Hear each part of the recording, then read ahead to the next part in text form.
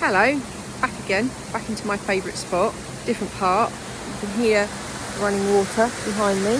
Woohoo! You can see it very well. And the lake. It's a beautiful place. I'm really lucky. Nala's deciding she's chewing a stick today. Another stick. She's down there in the water. Got the swans around. It's beautiful here. You think, oh God, she's worn the same clothes throughout all these videos. Well, it's Christmas time. And this is my Christmas coat.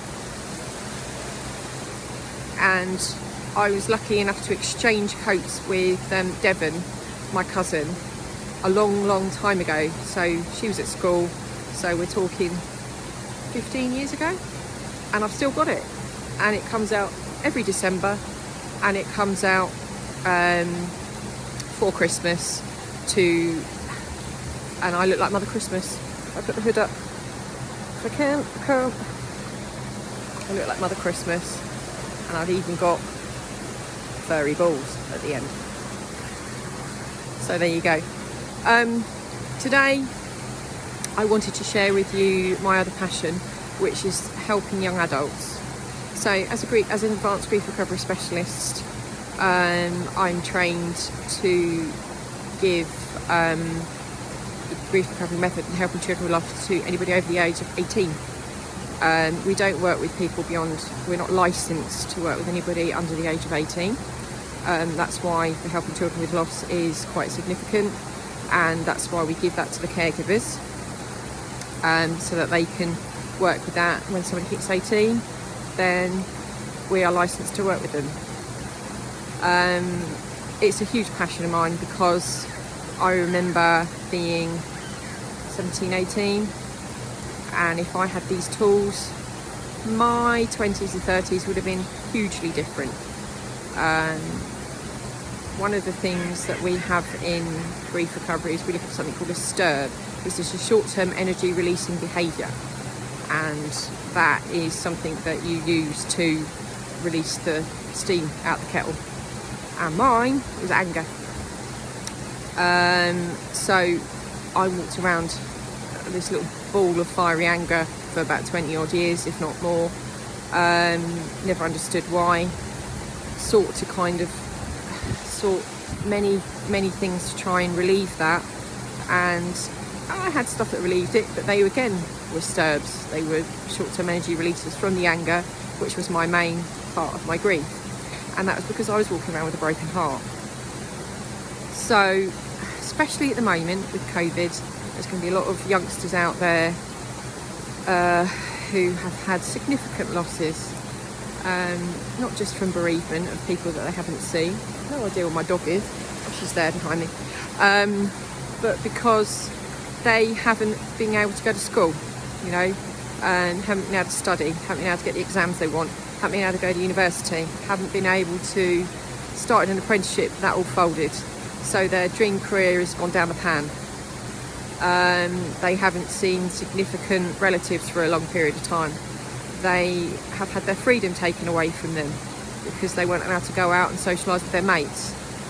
And the list goes on and on and on. And we've had 10 months of this now. And it just goes on. And these kids are going to grow into adults. And maybe some of them will, and some of them won't have the tools to be able to deal with this. And they're going to carry this around for a long time. And they're going to wonder what in the hell it is and how to deal with it and not know. So that's where I come in. I come in and deliver the I deliver the grief recovery method to young adults. That's what I'm passionate about, because if I can give them that tool now, they will grow on to become more balanced adults. And young adults are very vulnerable, no matter what they think, how they think that they are invincible and can rule the world. I remember being that age. It's not until you get a bit older, until life sort of knocks a few corners off you, that you realise that actually you could have done with some help. So, and this is structured help. This isn't pouring your heart out. It can be that, it can be pouring your heart out, but this actually allows you to deal with the stuff in your heart, because this is heart work we do. It's intellectually written, but you use it from your heart, and that people find that very difficult because we're taught to intellectualise our feelings. to deal with them. This doesn't do that. This allows you to use your heart, what's in your heart, and train your head to work with that. And that's why a lot of the conflicts come in. I should be over this by now. I should be able to deal with it.